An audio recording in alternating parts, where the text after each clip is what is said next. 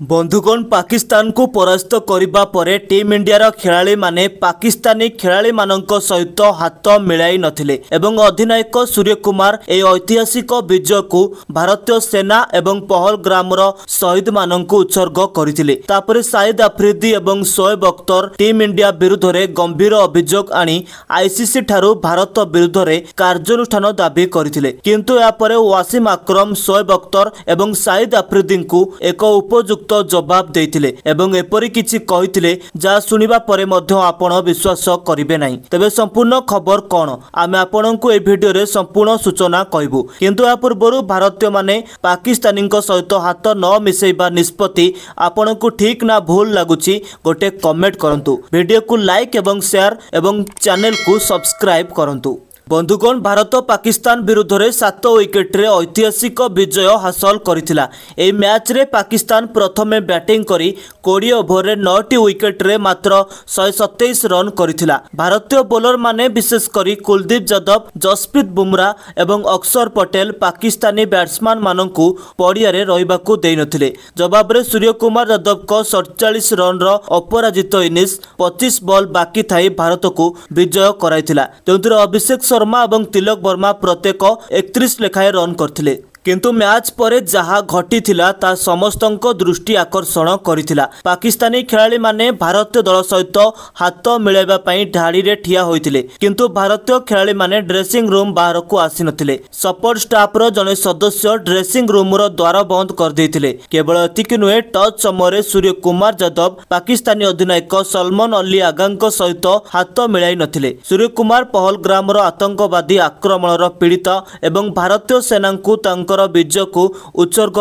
करथिले एवं कहिथिले जे आमे पहलग्राम आतंकवादी आक्रमण पीड़ितांक सहित दृढ़ भाव में ठिया होइछु। ए विजय भारतीय सेनार वीरत्व एवं साहसिकता को प्रतिफलन करे। भारतीय मुख्य प्रशिक्षक गौतम गंभीर समान कथा दोहराइथिले। यापर पूर्वतन पाकिस्तानी द्रुत बोलर शोएब अख्तर एवं शाहिद आफ्रिदी रागी गले। सेमाने भारत विरुद्ध में गंभीर अभियोग आनी आईसीसी ठारू कार्यानुष्ठान दाबी कले। शोएब अख्तर कहिथिले जे यह केवल भारत पाकिस्तान मैच नुहे, यह भारतर एक षड्यंत्र थिला। भारत खेलाड़ी माने हाथ मिलाइबा एवं सूर्य कुमार को बयान क्रीड़ा मनोभाव विरुद्ध रे। यह स्पष्ट भाव में दर्शाउछि जे भारत जानी सुनी एई मैच को राजनैतिक मंच करिथिला। आईसीसी या उपरे कठोर कार्यानुष्ठान नेबा उचित। अख्तर यह मध्य कहिछन जे पहलग्राम आक्रमणर उल्लेख करी भारत क्रिकेट को राजनीति सहित जोड़िछि, जा भूल। जदि भारतीय खेलाड़ी माने हाथ मिलाई नांती तेबे यह खेलर मर्यादा प्रति अपमान। मु पूर्वरु कहिथिली जे एई मैच केवल टिकेट नुहे,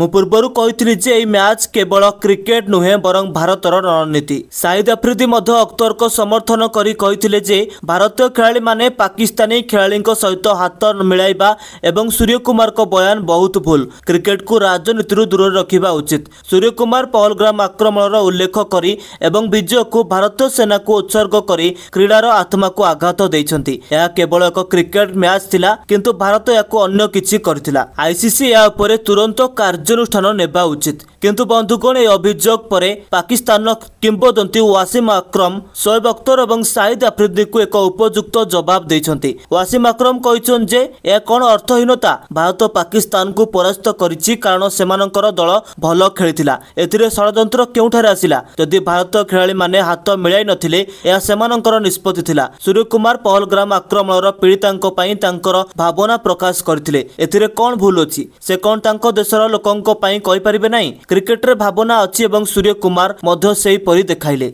एथिरे षड्यंत्र केउठारे आसिला? एपरि कथा कहबा पूर्वरु शोएब एवं आफ्रिदी को सेमानक दलर प्रदर्शन उपरे ध्यान देबा उचित। वासिम या मध्य कहिथिले जे सूर्य कुमार तांको विजय को तांको देशर सेना एवं पीड़ितांक पई उत्सर्ग करिसंती। या तांकर भावना थिला। यदि पाकिस्तान खेलाड़ी माने कोनोसी प्रसंग रे कहिथांते तेबे कोन आमे याको भूल कहबू? भारत क्रीड़ा क्षेत्र रे जीतिथिला एवं सम्मान करा जिबा उचित। जदि आमर दल फिटनेस एवं रणनीति उपरे ध्यान देइथांता तेबे आमे हुएत जीति पारथांतु, किंतु प्रत्येक थर पराजयर बहाना खोजिबा एवं भारत को दोष देबा भूल। पीसीबी को तांको दलर त्रुटि उपरे काम करिबा उचित। बंधुगण वासिम आक्रम शोएब अख्तर एवं शाहिद आफ्रिदी को एक उपयुक्त उत्तर देइछंती। ए संपूर्ण विवाद उपरे आपणकर मतामत कोन? आपणक मत गोटे कमेंट करंतु एवं एहिपरि क्रिकेट खबर पई हमर चैनल को सब्सक्राइब करबा को भूलंतु नहीं।